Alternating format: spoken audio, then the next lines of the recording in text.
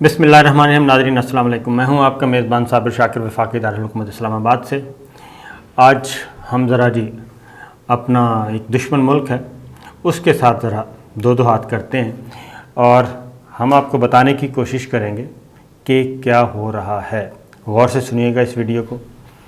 एक तो फौरी तौर पे दो ख़बरें हैं। पहली ख़बर ये है कि जम्मू एयरपोर्ट पर दो धमाके हुए हैं, यानी कि मकबूजा कश्मीर का जम्मू एयरपोर्ट दो धमाके हुए हैं और दो धमाकों में दो अफराद ज़ख्मी हुए हैं। इसके पीछे क्या माजरा है? फिर ये जम्मू एयरपोर्ट आगे फिर इसका मज़ीद ये हुए हैं जी भारतीय फ़िज़ाइया के एक स्टेशन पे, डिपो पे, भारतीय फ़िज़ाइया के ज़ेर इस्तेमाल वहाँ पे हुए।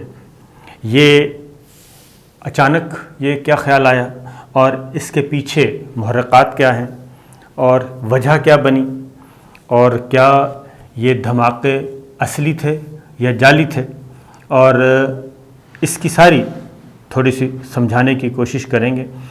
और इसमें इंडिया ख़ास तौर पे हम बहुत पहले से कह रहे हैं, पाकिस्तान बहुत पहले से कह रहा था कि एक फाल्स फ्लैग ऑपरेशन की तैयारी हो रही है, जाली ऑपरेशन की तैयारी हो रही है। ये ऑपरेशन जाली है, सच्चा है, झूठा है, क्या है?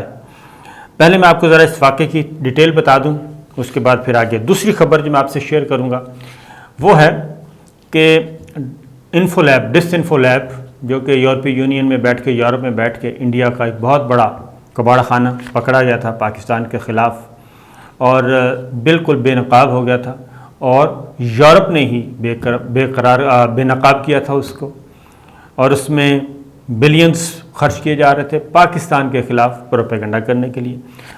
अब एक और ख़बर भी आई है। वो ख़बर आई है कि पाकिस्तान की आर्मी में, पाकिस्तान की फ़ौज में बगावत हो गई है और पता नहीं किस किस को मारने का प्रोग्राम था। ये ख़बर आई है और इस पे सोशल मीडिया पे ख़ास तौर पे और ये चल रहा है। और इसी फोरम पे 3 वीडियो मैंने देखी और बड़े जनाब कमाल की बात कर रहे हैं। उस पर भी ज़रा उसका भी पोस्टमार्टम करते हैं कि ये सारा हो क्या रहा है।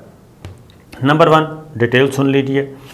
जम्मू एयरपोर्ट पर धमाका हुआ है और दो एहलकार मामूली ज़ख्मी हुए हैं और भारतीय फ़िज़ाइया को निशाना बनाया गया और हसास मुकाम, धमाके का मुकाम इंतहाई हसास।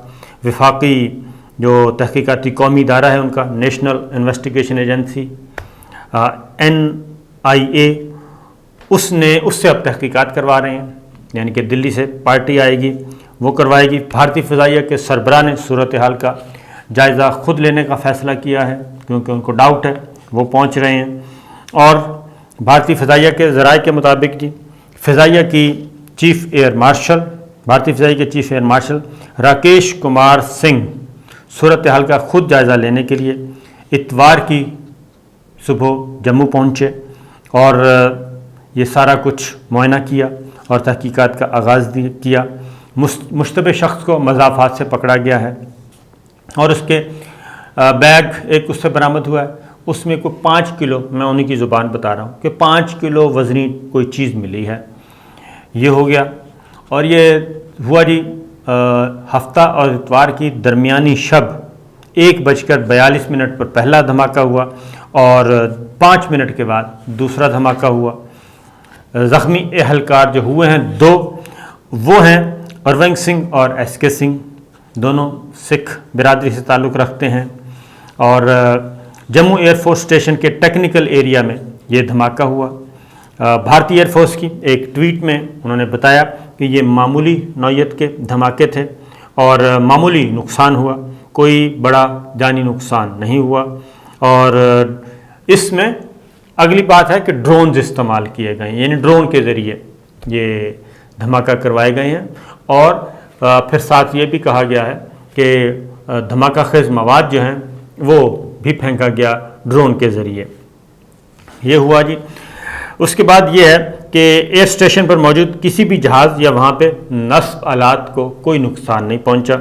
बड़ा कैलकुलेटेड किस्म के धमाके थे कि धमाके भी होने हैं और मामूली ज़ख्मी भी होने हैं, लेकिन नुकसान कोई नहीं होने देना, बड़े कैलकुलेटेड किस्म के हैं।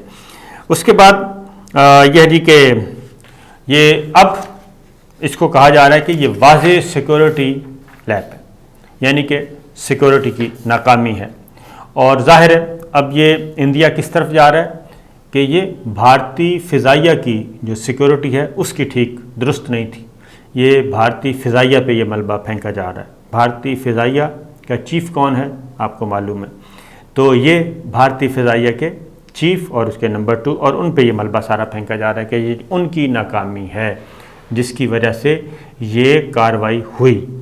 اب یہاں پہ رک جاتے ہیں، آپ کو بتاؤں گا کہ یہ معاملہ کیا ہے، کیونکہ پہلے ہی حلے میں، پہلے ہی فرسٹ سٹیپ میں یہ بتا دیا گیا کہ یہ کن کی ہے جی غلطی اور جن کا قصور ہے۔ اس کے بعد اگلی جو خبر ہے، اچھا یہ جی ذرا سنیے گا، کچھ دن پہلے مقبوضہ کشمیر میں کے بارے میں ایک آل پارٹیز کانفرنس ہوئی، اور آل پارٹیز کانفرنس کا ڈرامہ رچایا گیا۔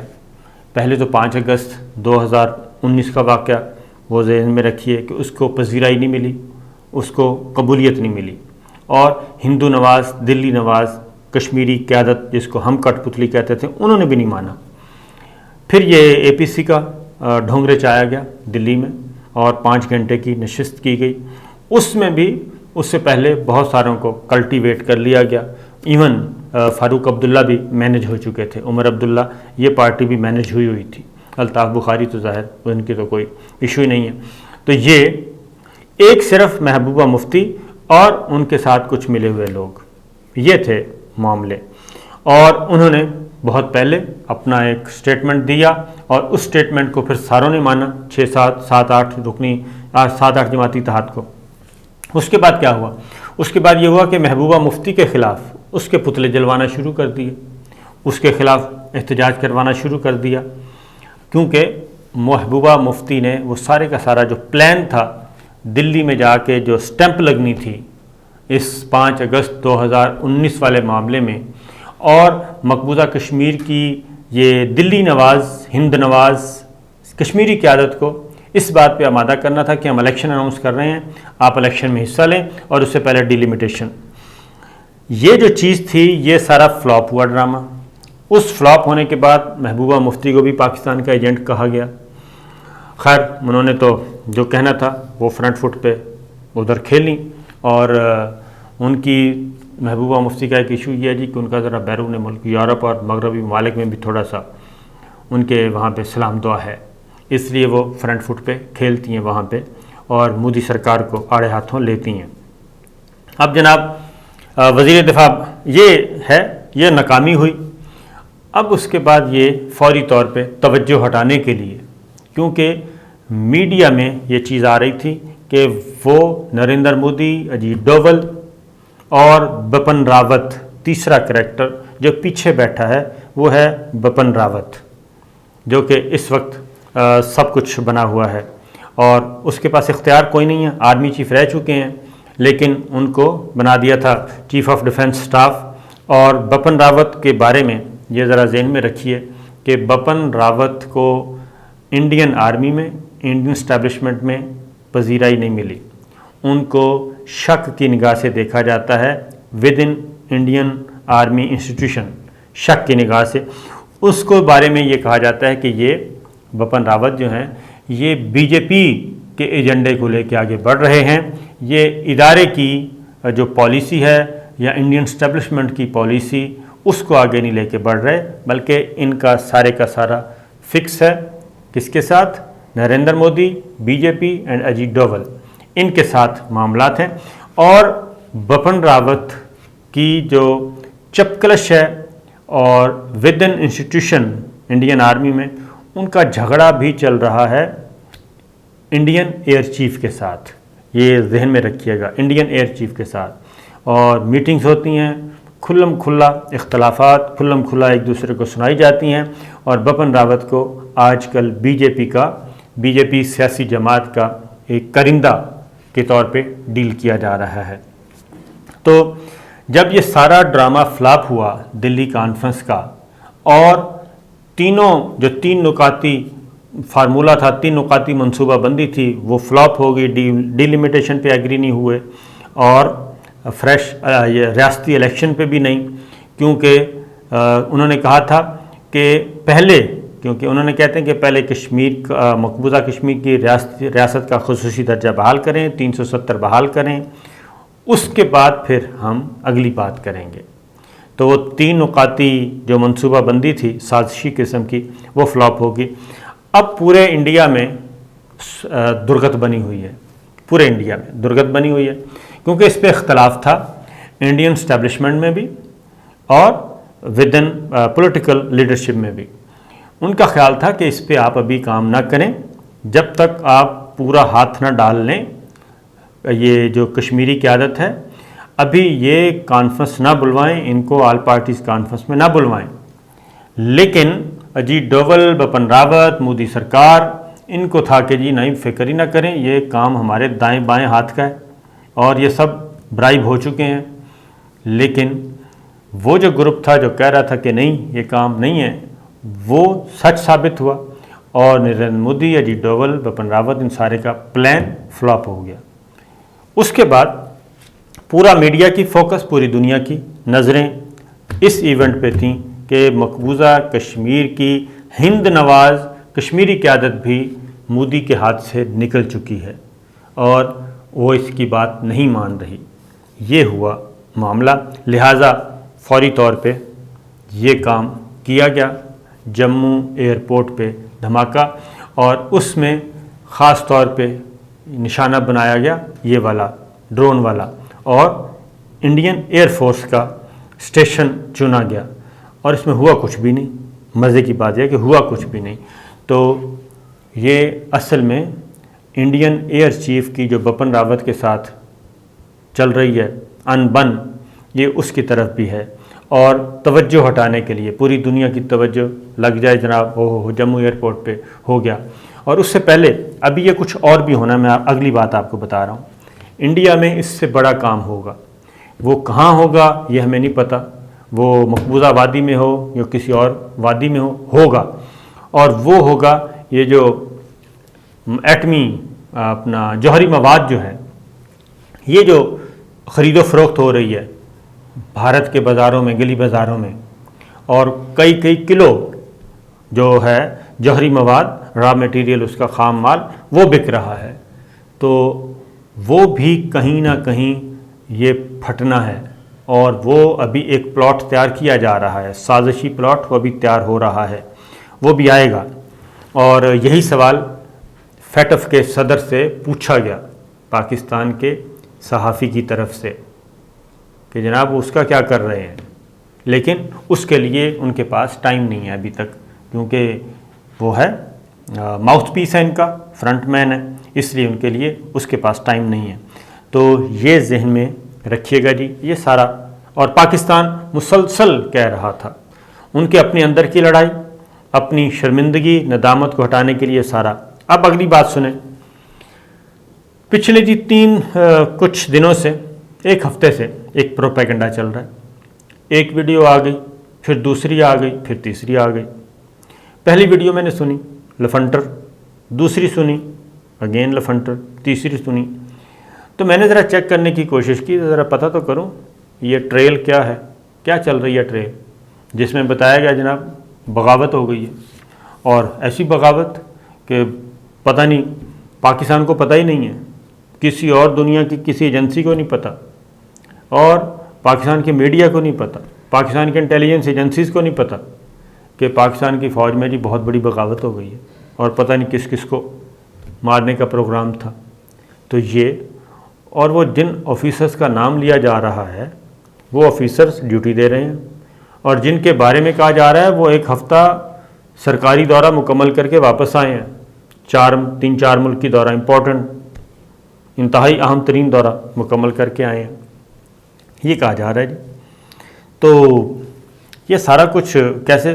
اچھا، ان میں سے ایک صاحب ہیں، ایک صاحب بیٹھے ہیں، تینوں ہی یو کے بیسڈ ہیں جی، تینوں ہی یو کے بیسڈ، اور ایک صاحب وہ پاکستان والے کشمیر کو مقبوضہ کشمیر لکھتے ہیں، اور اپنے آپ کو ایکٹیوسٹ کہتے ہیں جی۔ خیر شکل دیکھی تو پتہ چل گیا کہ کتنا ہے۔ اس کے بعد دوسرا ذرا تعارف دیکھنے کی کوشش کی گئی، وہ بھی یو کے بیسڈ۔ تیسرا اسکرپٹ، اچھا اسکرپٹ ایک ہی ہے تینوں کے پاس ایک ہی اسکرپٹ ہے، طوطے کی طرح بول رہے ہیں۔ اور تیسرے کے پاس وہ پتہ چلا کہ ہمارے دشمن ملک کا بہترین انہوں نے اپنا تعارف لکھا جی، ہم دشمن ملک کے زبردست قسم کا جی ہمارا انفارمیشن بیسڈ یہ چینل ہے۔ تو یہ سارے لندن میں بیٹھے ہیں اور پاکستان میں پورا سکون ہے، اور یہ یو کے بیسڈ یہ سارے جو کام کر رہے ہیں۔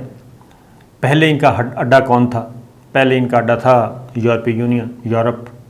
جب ڈسانفو لیب آیا وہاں پہ یورپین تنظیموں نے پکڑ لیا، ہم نے نہیں، یورپین تنظیموں نے پکڑ لیا، انہوں نے خود ہی بے نقاب کیا کہ کس طریقے سے یہ سارا کچھ فیک اکاؤنٹس بنا کے اور دھندا چلایا جا رہا تھا، اور وہ پاکستان کے خلاف پوری دنیا میں وہاں بدنام ہوئے۔ پھر ادھر کراچی میں انہوں نے کہا کہ وہ سول جنگ شروع ہو گئی، آپس میں جنگ شروع ہو گئی ہے، کس کی؟ ہماری پاک فوج کی اور سندھ پولیس کی، یہ شروع ہو گئی، یہ بھی انہوں نے شروع کروایا۔ اور ہم نے بھی دیکھا تلاش کر کے، وہ باقاعدہ خوردبین سے جائزہ لینے کی کوشش کی، شاید کہیں ہوئی ہو۔ تو یہ اتنی مار کھا چکے ہیں۔ پھر انہوں نے پلوامہ کے وقت کیا، پھر انہوں نے ہمارا کہا کہ جی F-16 گر گیا ہے، وہ امریکہ نے بھی پورے کر دیے F-16، باقی سب نے پورے کر دیے۔ پھر انہوں نے کہا جی ہم بہت بڑی کارروائی کر کے آئے ہیں بالا کوٹ میں، وہ پتہ چلا کہ دو کوے اور 2 درخت ہمارے شہید ہوئے۔ تو اس کے وہ پروپیگنڈے سے نکلے، یعنی کہ جھوٹ پہ جھوٹ ہوتا گیا۔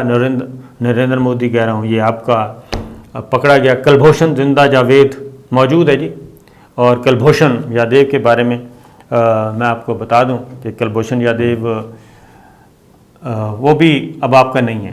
یہ میں اپنے انڈیا کے دوستوں کو بتا رہا ہوں کہ وہ آپ کا نہیں ہے، وہ ذہن میں رکھیے اور اس پہ اتنی تگ و دو نہ کریں۔ اور اگر وہ آزاد ہو بھی گیا تو وہ انڈیا نہیں جائے گا، بلکہ وہ پاکستان میں ہی رہے گا، یہ بات ذہن میں رکھیے، اور وہ اپنی ول سے رہے گا، ٹھیک ہے؟